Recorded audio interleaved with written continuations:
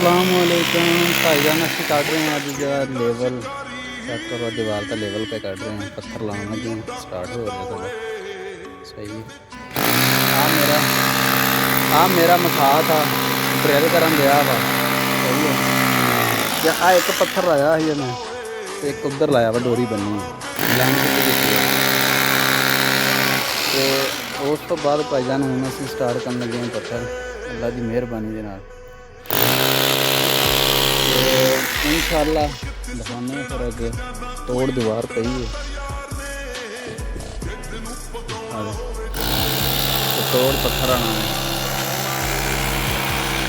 पहला पत्थर लाया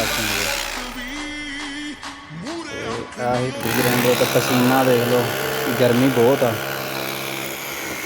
गर्मी बेतहाशा, अज हवा बिल्कुल नहीं चल रही सही।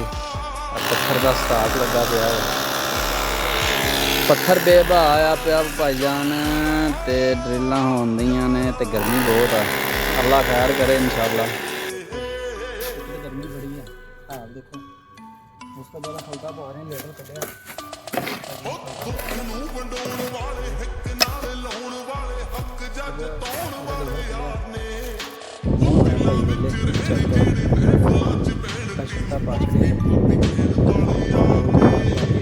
अज नहीं पाया